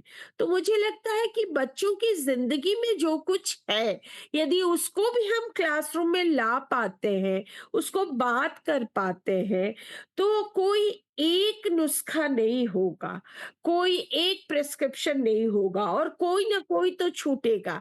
जैसे जो शिक्षक ये कह रहे हैं आदिवासी इलाकों में, अब देखिए मान लीजिए मैं उड़ीसा गई थी और वहाँ इतनी ट्राइबल लैंग्वेजेस हैं और उसमें बहुत मसला है कि अच्छा एक ट्राइबल लैंग्वेज के हमने आपको इतनी ट्राइबल लैंग्वेजेज हैं उसमें 10 को हमने थोड़ा सीढ़ी में ऊपर किया और फिर उनकी टेक्स्ट बुक बनाई और फिर उसमें टीचर्स को ट्रेन किया। लेकिन अब जहाँ हो है, वहाँ संथाली बोलने वाला आपको ये है, या कहीं उरांव बच्चे हैं तो आपको कोई और भाषा बोलने वाला टीचर है।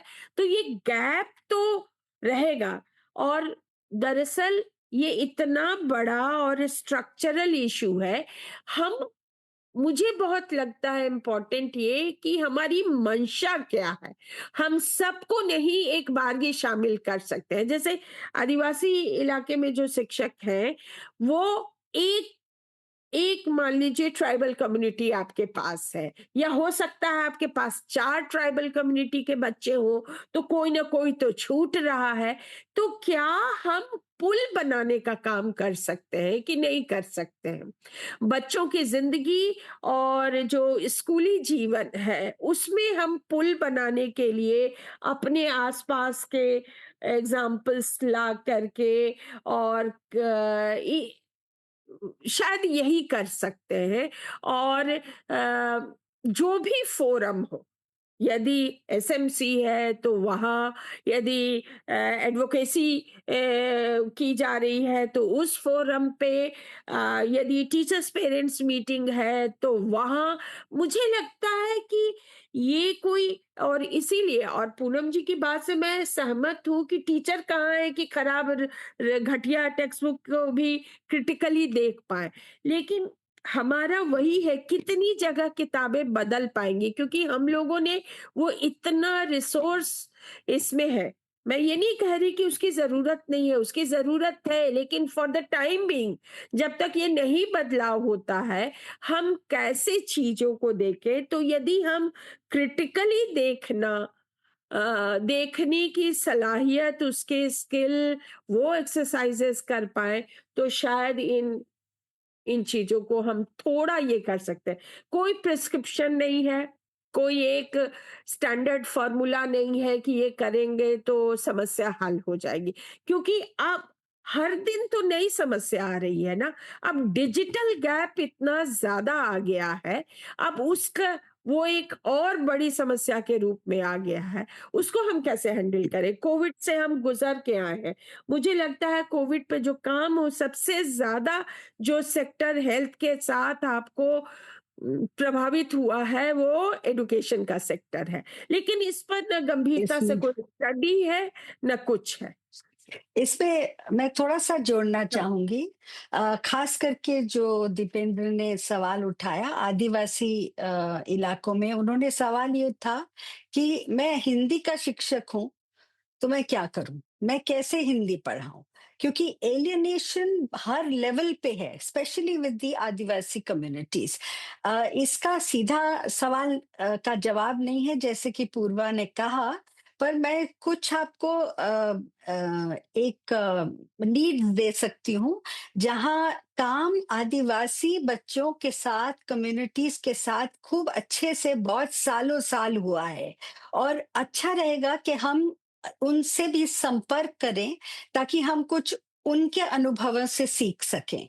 एक तो ये है कि उन्होंने प्राइमर्स भी बनाए आदिवासी भाषाओं को लेके, चाहे मल्टीलिंगुअल भी होगा क्योंकि एक आदिवासी कम्युनिटी एक जगह नहीं, उसमें 4 अलग कम्युनिटीज़ हो सकती हैं।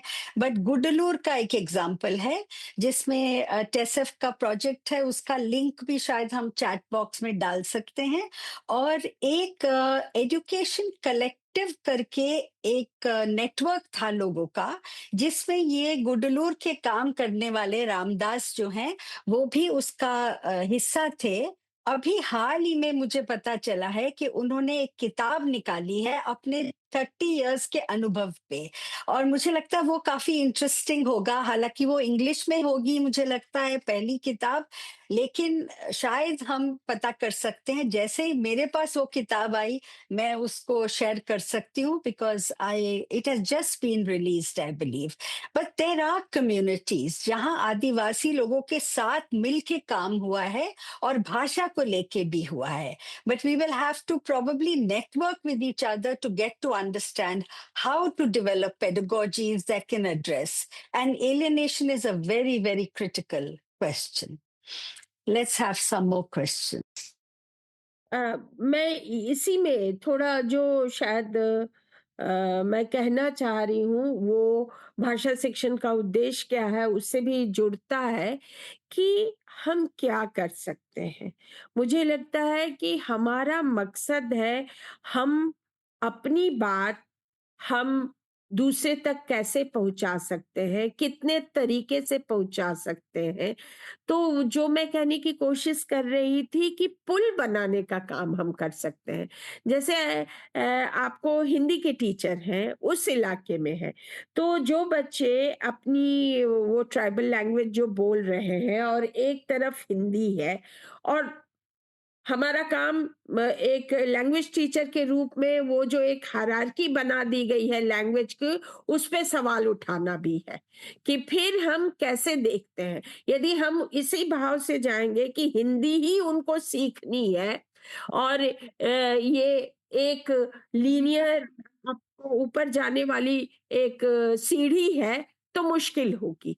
तो उनका आपस में रिश्ता क्या होगा, हम कैसे पुल बना सकेंगे और भाषा शिक्षण की किताब और भाषा की किताब का यही मकसद है कि भाषा भी कितने तरीके की है, उसके शेड्स क्या हैं, किस तरीके से इस्तेमाल हो रही है, उसकी थोड़ी झलक मिल सके। ना कि हम एक दिशा में एक टास्क लेकर के हम चले और उसमें भी आप गौर कीजिएगा हिंदी की किताब कुछ कर रही है, संस्कृत की किताब कुछ कर रही है और अंग्रेजी की और मैं अभी चूँकि अपने अनुभव के की सीमा में ही हूँ, तो उसी तरीके से हम जो दूसरी वर्नाकुलर लैंग्वेजेज़ हैं, उनको भी देख सकते हैं कि आखिर हम तमिल सिखा रहे हैं, आखिर हम सिंधी सिखा रहे हैं, पंजाबी सिखा रहे हैं, तो आखिर हम क्या बताना चाहते हैं? क्या पंजाबी सिखाने का मतलब सिर्फ बुल्ले शाह और हीर रांझा है या कुछ और है? Thank you. आई थिंक अब हम थोड़े और सवाल ले सकते हैं। Thank you so much for the talk and listening to Poonam ji. Or I mean, I'm registered in this program also, reimagining. I'm working as dependent consultant for rehabilitation and pedagogy. My question to Purva ji, Hindi में बोलूंगी कि inclusion में round about, मतलब मैं जो special education सिर्फ और उससे आगे जाते हुए जेंडर और वो सारी चीजों को जोड़ते हुए, ये क्योंकि मैं पेरेंट प्रोफेशनल भी हूँ, एंशिएंट हिस्ट्री में या मेडिवल हिस्ट्री में मैंने ये लिख के भी दिया है गूगल फॉर्म में कि उस टाइम आई थिंक ये जो टर्म्स है, जो मेरी अंडरस्टैंडिंग है, इंक्लूजन और एक्सक्लूजन बहुत ज्यादा पुराने नहीं हैं। और ये भी है कि हमारी सोसाइटी, खासतौर इंडिया, बहुत ही इंक्लूडिंग थी। बट ये टर्म्स आने के बाद ये चीजें इतनी उभर के आ गई हैं कि what is inclusion and what is not inclusion. मेरा क्योंकि अनुभव ज़्यादा विशेष विकलांग बच्चों के साथ ही ज़्यादा रहा है और जेंडर और उस पे भी थोड़ा बहुत काम किया हुआ है मैंने। तो मैं ये जानना चाह रही थी कि अगर आप थोड़ा-सा उसके बारे में बताएँ कि पहले इस तरह की टर्म्स क्या चलती थी एंशिएंट, मतलब outside India as well as inside, कि भई अब्रॉड में, या हम किस तरह से देखते थे इनको? इंक्लूजन और एक्सक्लूजन इन पर्टिकुलर, क्योंकि डाइवर्सिटी तो कहीं भी जाएँगे तो डाइवर्सिटी होनी ही होनी है। It's by default. Thank you so much. मैं इसके एक हिस्से का जवाब देना चाहूँगी और बाकी मैं पूनम जी से कहूँगी। मुझे लगता है एक तो ये सही है कि ये टर्म्स आपको कंपैरेटिवली काफ़ी नए हैं और ये पूरा डिस्कोर्स जिस रूप में आपको आगे बढ़ रहा है, ये काफ़ी आपको नया है। लेकिन मैं यहाँ ये ज़रूर कहना चाहूँगी कि एक तो ये भ्रम है कि पहले हमारा सब कुछ बहुत इंक्लूसिव था और मैंने शुरू में ही यदि एकलव्य की कहानी का जिक्र किया था, या फिर आप चूंकि मेरी पढ़ाई संस्कृत की है और आप गार्गी और याज्ञवल्क्य के जो एक संवाद है, उस पर भी गौर करें तो जब सवाल ज्यादा करने लगती है गार्गी, तो ऋषि याज्ञवल्क्य कहते हैं कि ज्यादा सवाल ना करो, तुम्हारा सिर फट जाएगा। तो ज्ञान किसके पास था?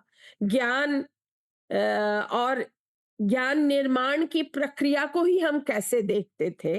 आप लोग बेहतर जानते हैं कि किस तरीके से पहले तो लगता था कि वो जो स्टूडेंट है वो खाली स्लेट है और ज्ञान उड़ेला जा रहा है।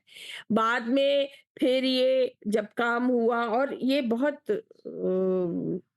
हम कह सकते हैं कि तुलनात्मक रूप से बहुत नया है कि फिर हम क्लासरूम में या जो स्टूडेंट है, टीचर है और इनके इंटरैक्शन से मिल के किस तरीके से ज्ञान का कंस्ट्रक्शन हो रहा है, नॉलेज नॉलेज कंस्ट्रक्शन हो रहा है। तो मुझे लगता है कि जो इंक्लूसिविटी है, इसको हम कैसे देखते हैं, इसी पे सवाल है। जस्ट अ क्विक एडिशन, जो ये सवाल है मिडीवल इंडिया और एंशंट इंडिया में इंक्लूजन वगैरह की कोई बातें, these are modern concepts. Actually brahmanical hegemony इतनी थी कि वो ही डिसाइड करते थे कि कौन पढ़ेगा और कौन नहीं पढ़ेगा। तो ये तो हमें मालूम है कि चाहे अंग्रेज आए, उन्होंने हमको लूटा बहुत, लेकिन जिस तरह से मुगलों ने नहीं लूटा, अंग्रेजों ने लूटा। But the point is that they made an opening for the Dalits and for women to get educated. तो inclusivity imagine तब होती है जब हमारी सोसाइटी किस तरह से उसको देखती है। अगर हमारा समाज ही इतनी ज्यादा जटिलता में था, which is the caste system, तो our imagination of education also cannot be inclusive. So even though they are modern concepts in that sense, I think exclusion is an ancient concept then. In that case, we need to look at that and challenge that. I think Amir also had his hand up a little while earlier. And Silga. Silga, if you'd like to go first. Yeah, thank you actually, Poonam ma'am and Purva ma'am. Thank you Garima and Kiran. तो मेरी question 2 थी। पहली तो ये कि जब micro level पे हम बोलते हैं कि क्लासरूम में टीचर के ऊपर सबसे ज़्यादा निर्भर रहते हैं इन दिस कॉन्टेक्स्ट जब टेक्स्ट बुक इतना चेंज हो चुका है और जिस तरीके से हम चाहते हैं उससे शायद बहुत डाइवर्ट होके चल रहे हैं, तो टीचर के पास बहुत कैपेसिटी रहता है कि वो उसको कैसे लेके आ पाए in a way that it is more they start questioning the kind of content in the textbook and try to bring in a lot of inclusion and social justice के ऊपर बात कर पाए. पर when we talk about textbook as a resource for pedagogy, most of our like at least for me मैंने जब याद कर रही हूँ, textbook is also a resource for assessment. जो back of the text questions आते हैं वो मोस्टली उसी तरीके से रट्टा मारते हैं, एग्ज़ाम उसी तरीके से होते हैं। हमारा जो लार्जर असेसमेंट होते हैं जैसे बोर्ड एग्ज़ाम्स या फिर सर्टिफिकेशन एग्ज़ाम्स होते हैं, that is also a lot of in that kind of genre only. But right now when we talk about at least in पे on paper that competency based education and all, क्या ऐसे formative assessment जो classroom के अंदर रहते हैं, जैसे questioning रहते हैं, उसको करने का क्या टीचर के पास कैपेसिटी है, जैसे पूनम मैम पहले बता रहे थे? और क्या ऐसे कन्वर्सेशन में लेके आ पाएँगे वो लोग ऐसे असेसमेंट स्ट्रैटेजीज़ जिससे एक तो resource in terms of content is self biased, तो कैसे टीचर वो कर पाएँगे इन दिस कॉन्टेक्स्ट? दूसरा सवाल था कुछ मैक्रो लेवल पे कि जैसे पूनम मैम ने पहले ही बताए थे कि एकलव्य जैसे ऑर्गेनाइज़ेशन जिन्होंने बहुत अच्छा टेक्स्ट बुक्स निकाला है, रिसोर्सेस में निकाला है एजुकेशन में, जिसमें बहुत क्रिटिकल एस्पेक्ट्स आए हैं different disciplinary and academic domains में। पर क्योंकि स्टेट के पास एक अथॉरिटेटिव कंट्रोल रहता है कि कौन-सा टेक्स्ट बुक जाएँगे स्टेट स्कूल्स में, when state schools are the low resource schools which is accessible to most of our Indian population. तो वो बैलेंस कैसे लेके आ पाएँगे जब आप लोगों का इतना एक्सपीरियंस है, तो क्या ऐसा कोई मतलब is it even possible to think that they would at least one day come into that role so that that democracy is actually practised rather than by saying that we are a democratic country? And I mean, I hope I am able to make my point clear.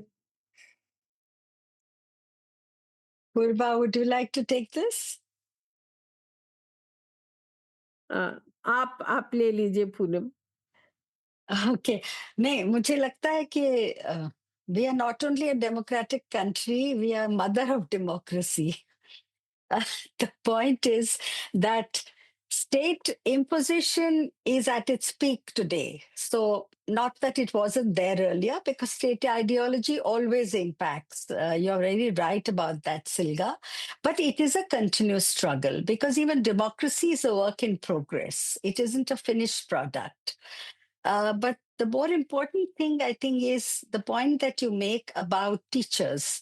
How do we enable teachers to look at text critically? Because I think this is something that can be done at the pre-service level where they go for a B.Ed or a B.L.Ed or a D.L.Ed program. But I think it's also important to have teacher support programs, professional exchange programs when they're already in service. We used to have a good tradition of that. Unfortunately, in today's policy now, we've done away with even in-service teacher education.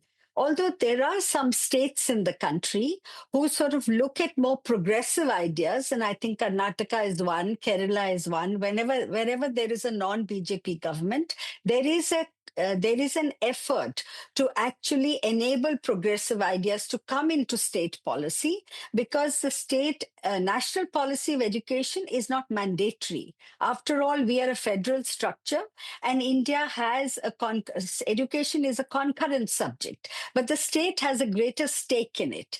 तो उस level पे, but let me also add here कि हमको education में अपने progressive ideas और teachers को as a rightful space in education उनकी बनी रहे, उसके लिए स्ट्रगल करना ही पड़ेगा और करते रहना पड़ेगा, because teachers have been marginalised from the education system right since colonial times, and I think now it's become even worse. After NCF 2005, there was an effort to include teachers. They were looked at as people who can also participate in curriculum design. And मेरी जहाँ तक समझ है, I feel that curriculum is not inside a textbook cover to cover. Curriculum is a live thing. It happens inside the classroom. And that is why it is so important that the teacher who mediates the text is able to see the text also in a certain progressive light and is able to communicate those ideas. There are hundreds of examples where excellent progressively designed textbooks are very badly taught because the teacher doesn't have that perspective. So वो बात आपकी बिल्कुल सही है सिल्गा.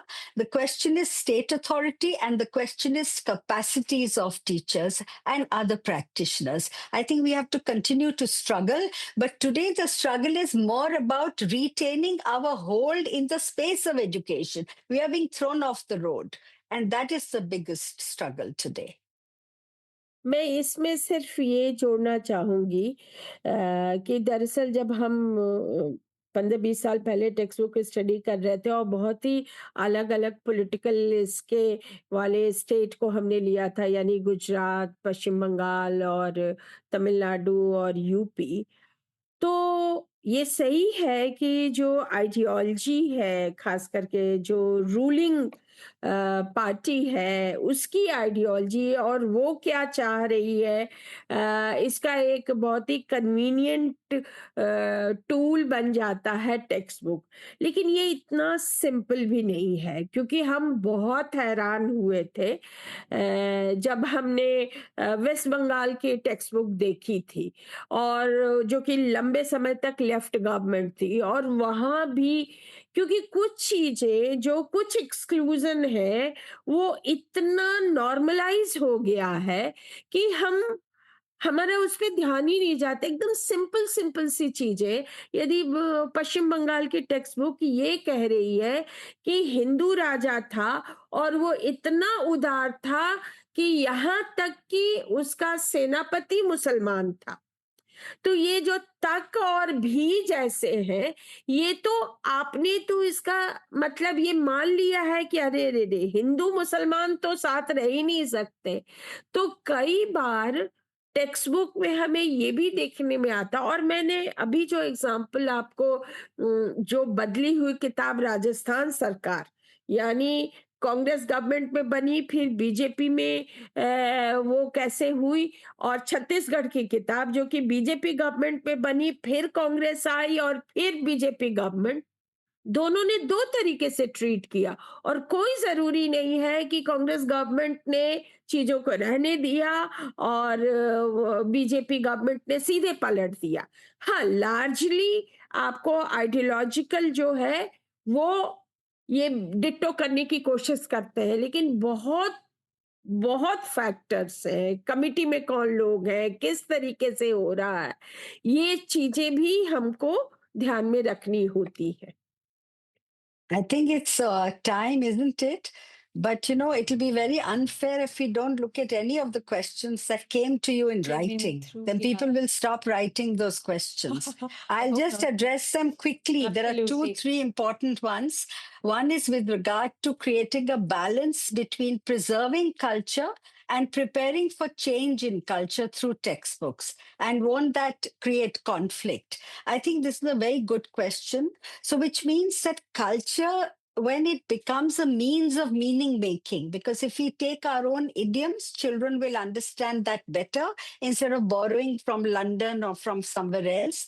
But at the same time, I think it's important that culture also becomes a subject of interrogation in the classroom. So, for example, the local knowledge sati is a degraded idea and something that is anti-constitutional. So we will have to assess what culture, what kind of cultural aspects we need to bring into the classroom for exchange, interrogation, and of course, understanding and meaning making. I think there's also an interesting question about how to create textbooks that speak the language and thought of the learners. Now, to bring children's voice into the textbook is a difficult task because, again, how will you bring the diversity? Yet, there is a possibility to do that. And I would give you the reference of Eklavya texts again, because they bring out children's voices so beautifully. There is a story in class 6 textbook, Heart, Bazaar or Mandi, in which a class 8 child, it is for class 8, is very well informed, is aware of the right of kind of values. So when he accompanies his father to the Mandi, there is selling of soya bean, but what he gets in exchange, the price for it is less than what it should be. Now, this child is educated, so the child is able to argue with the shopkeeper and say that you need to give the full due. Now, bringing a child's voice into a story like this also indicates the agency of the child. There are other ways in which this can be done. Also, there's a question around to what extent have the newer NCRT textbooks address issues of inequality and hegemony? I think Purva has actually indicated quite clearly that we have actually regressed in a sense in the newer textbooks. We seem to have gone back to hegemonic ideas rather than actually attend them. How to make students more humane and sensitized. So I think the questions of inclusion, exclusion, and social justice, which is the focus of today's webinar, are not just questions to sensitize children.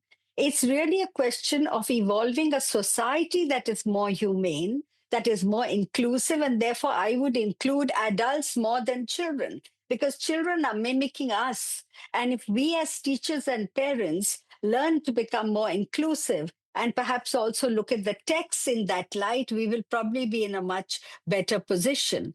The other question is with regard to what would be the lens in which one can review to understand social hierarchies in textbooks. So I think there are multiple lenses. I think Purva also talks about this.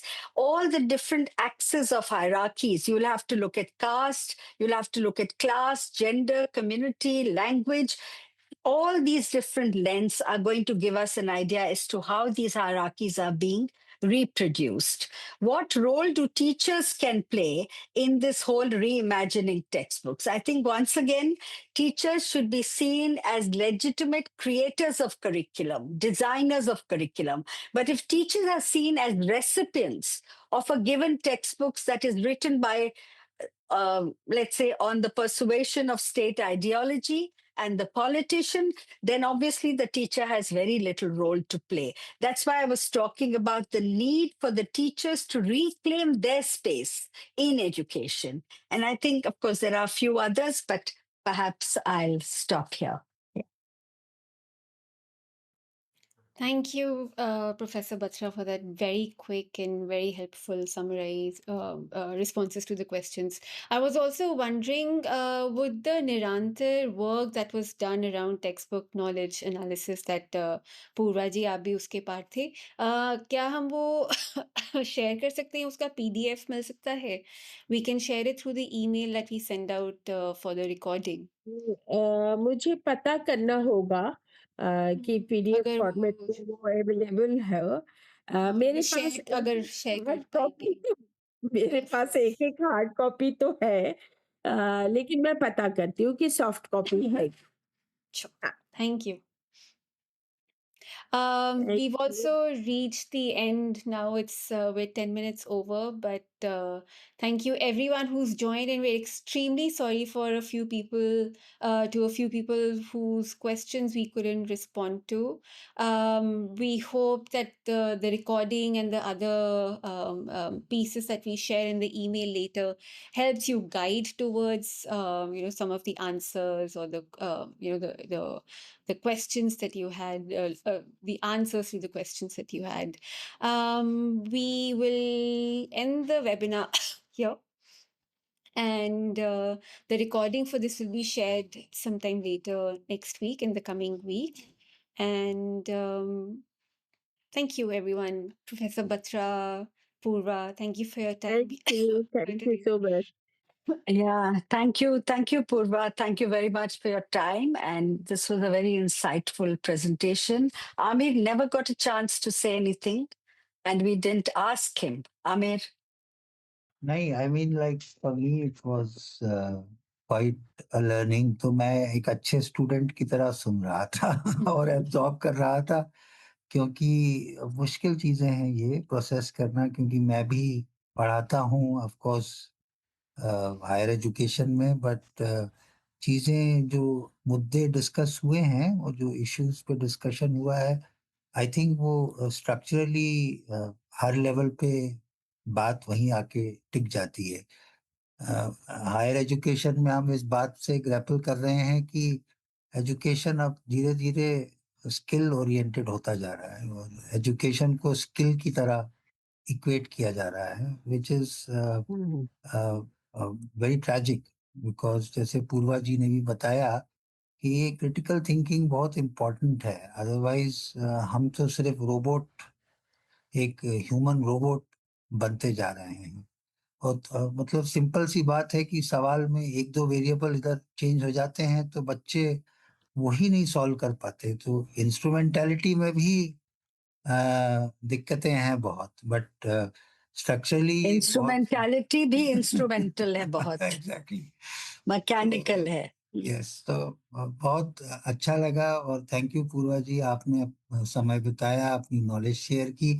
ऐसे ही ये knowledge को हम पिटारे में बंद करके multiple medium से पहुँचाएँगे और फिर वो एक्यूमुलेट होके होपफुली एक पॉइंट पे मूवमेंट बनेगा। छोटी-छोटी कोशिशें इम्पोर्टेंट हैं और आप हमारे साथ जुड़े हैं, इसका बहुत आभार और we will be in touch. Thank you very much.